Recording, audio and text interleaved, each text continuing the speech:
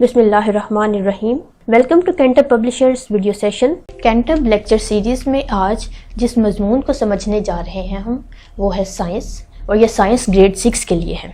इन lectures को समझने के लिए जिन रिसोर्सेज की आपको ज़रूरत पेश आएगी उनमें शामिल है साइंस 6 की कैम्ब्रिज स्कॉलर सीरीज़ की टेक्स्ट बुक। इसके साथ साथ कुछ होमवर्क दिया जाएगा आपको। इस होमवर्क के लिए और कुछ एक्टिविटीज़ के लिए जिस चीज़ की ज़रूरत पेश आएगी वो है समर पैक ग्रेड 6 के लिए। इसके साथ साथ अगर पेरेंट्स और टीचर किसी किस्म की कुछ रहनुमाई चाहें तो इनके लिए रिसोर्स पैक ग्रेड 6 के लिए एक बहुत ही यूज़फुल साबित होगा। साइंस का समर पैक और रिसोर्स पैक दोनों कैंटब की वेबसाइट पे इजीली सॉफ्ट फॉर्म में अवेलेबल है।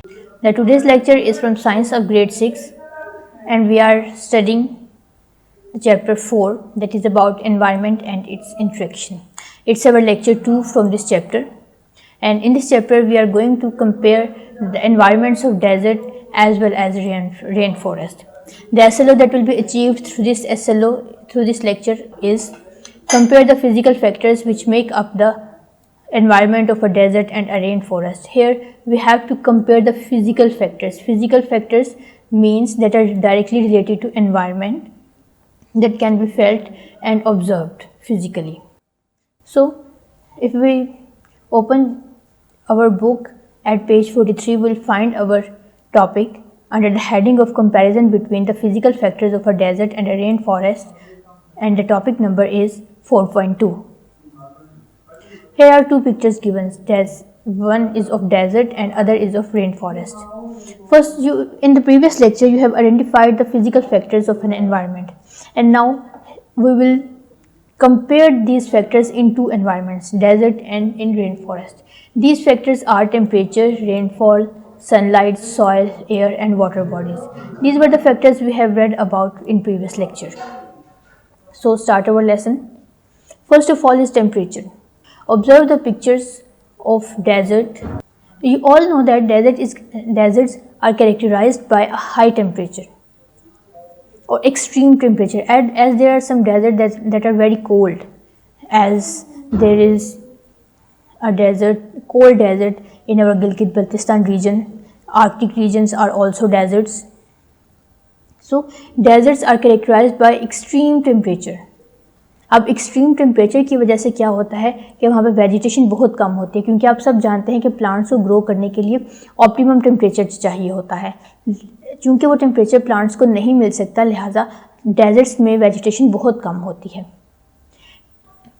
The deserts remain exposed to sun during most of the hours of the day. It gets hot in the days and get cold at night. जबकि rain forest में चूँकि wait climate होता है, rain forest का मतलब ये है कि वहाँ पे क्लाइमेट वेट होता है। बारिश चूँकि साल के ज़्यादातर दिनों में रहती है, सो वहाँ पे अक्सर क्लाइमेट वेट रहता है। On average the temperature rarely gets higher than 34 degree C और लोअर देन 20 डिग्री सी. यहाँ पे टेम्परेचर 20 डिग्री सी से 34 डिग्री सी के दरमियान रहता है। इसी वजह से यहाँ पे लाइफ फॉर्म बहुत ज़्यादा एग्जिस्ट करती हैं, क्योंकि टेम्परेचर कंडीशन ऑप्टिमम है.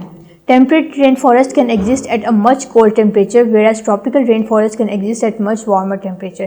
Rainforest की दो टाइप्स हैं, एक को tropical rainforest कहते हैं और दूसरे को temperate rainforest कहते हैं। हर किसी की अपनी अपनी खसूसियात हैं। Temperate rainforest में colder temperature होता है, जबकि tropical में warmer temperature होता है। Next is rainfall. Deserts में rainfall बहुत कम होती है। Most deserts get around 10 inches of rain per year. यानी पूरे साल में 10 इंच से तकरीबन 10 इंच के करीब रेनफॉल होती है. Deserts get a lot of sunlight due to its low humidity and lack of tall plants. अब चूँकि वहाँ पे बारिश बहुत कम होती है, टॉल प्लांट्स नहीं है, ट्रीज़ नहीं है, तो डेजर्ट्स में ज़्यादातर सनलाइट होती है और इसी सनलाइट की वजह से बारिशें बहुत कम होती हैं. Since the desert is so dry there is little water to evaporate and form clouds. अब बारिशों का होना और पौधों का होना एक इंटर रिलेटेड चीज़ है. जितनी बारिशें ज़्यादा होंगी इसका मतलब है वहाँ पे वेजिटेशन ज़्यादा होगी, और जितनी वेजिटेशन किसी जगह पे ज़्यादा होगी इतनी ही बारिशें वहाँ ज़्यादा होंगी. चूँकि डेजर्ट्स में टॉल प्लांट्स नहीं है, लिहाजा वहाँ पे इवेपोरेशन रेट बहुत कम है, वहाँ पे बादल नहीं बनते, लिहाजा वहाँ पे बारिश नहीं होती। और चूंकि वहाँ बारिश नहीं होती तो मज़ीद प्लांट्स ग्रो नहीं कर सकते।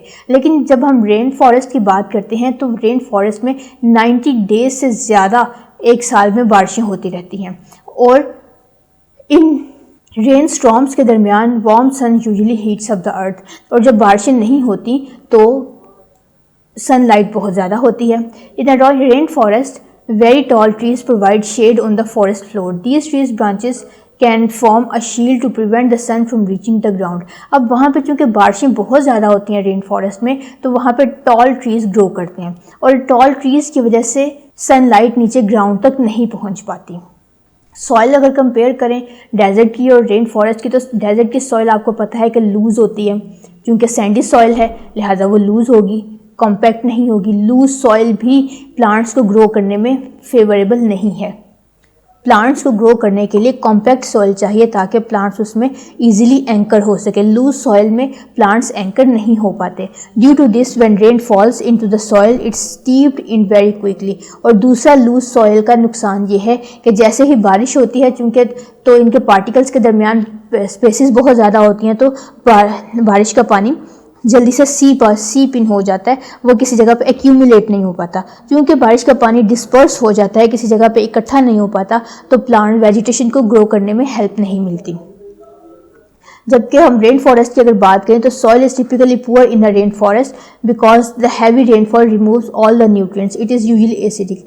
रेन फॉरेस्ट की सॉइल कॉम्पैक्ट तो होती है लेकिन एसिडिक होती है और इसमें इतने न्यूट्रिएंट्स नहीं प्रेजेंट होते हैं। वो क्यों? क्योंकि रेनफॉल की वजह से जो उसका न्यूट्रिएंट लेयर है, जो सॉइल की अपर मोस्ट लेयर होती है, वो न्यूट्रिशियस होती है, वो उसमें बहुत ज़्यादा न्यूट्रिएंट्स होते हैं जो प्लांट की ग्रोथ के लिए हेल्पफुल हैं। लेकिन बहुत ज़्यादा बारिश की वजह से वो न्यूट्रिशियस लेयर रिमूव हो जाती है, बह जाती है पानी के साथ, लिहाजा रेन फॉरेस्ट की सॉइल रिच नहीं होती न्यूट्रिएंट्स के लिए और इसीलिए वो ज़्यादातर एसिडिक भी होती है।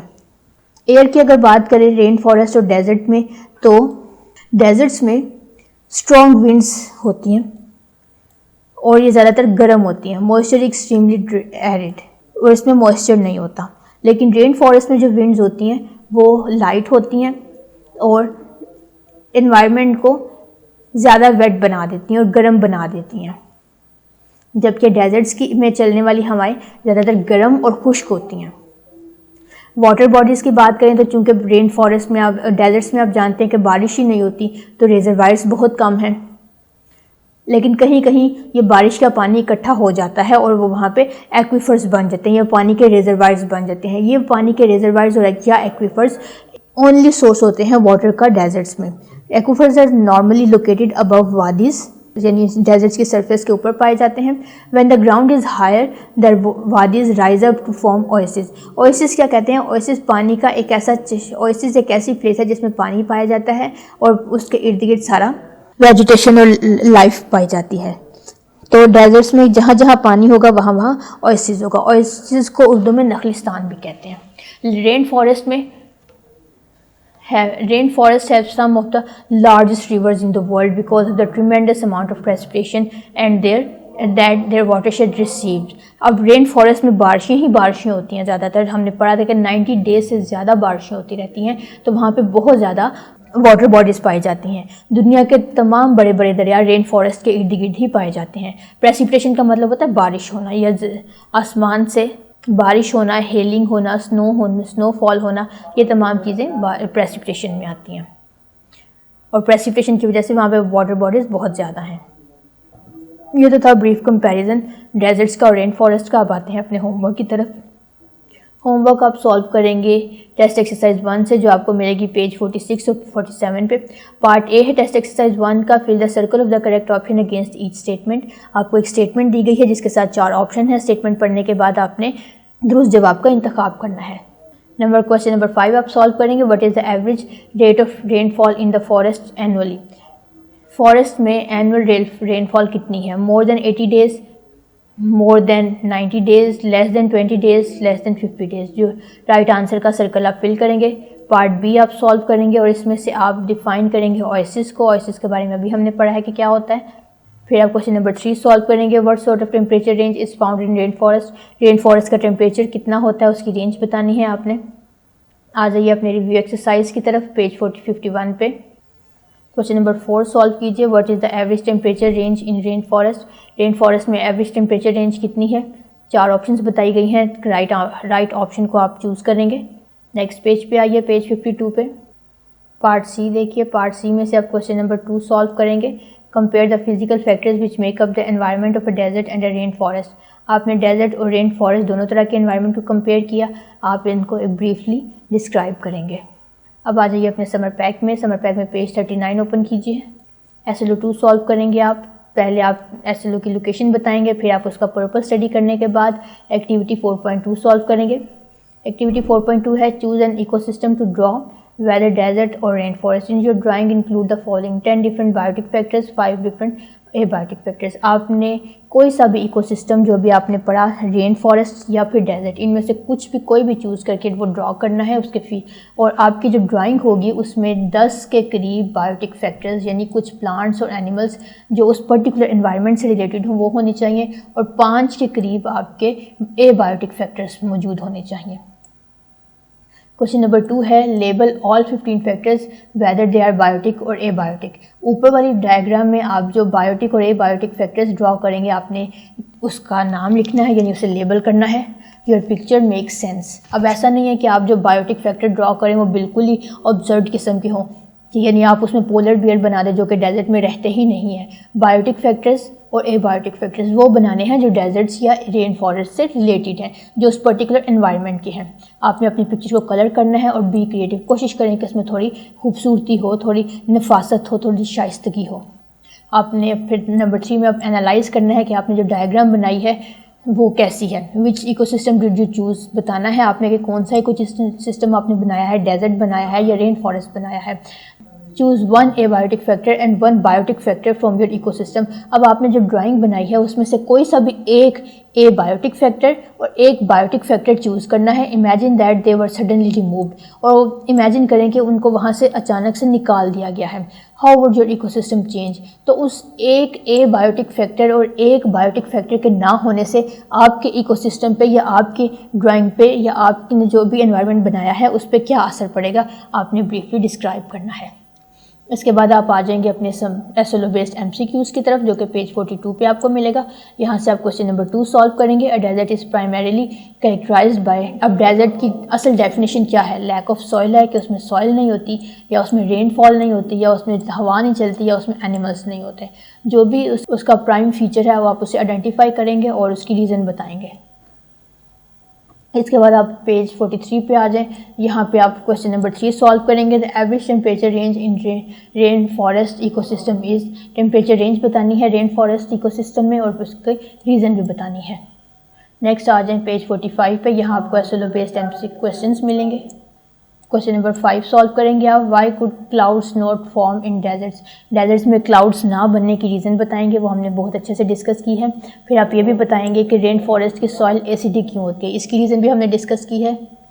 यह हम अपना SLO अचीव कर चुके हैं। Thank you very much.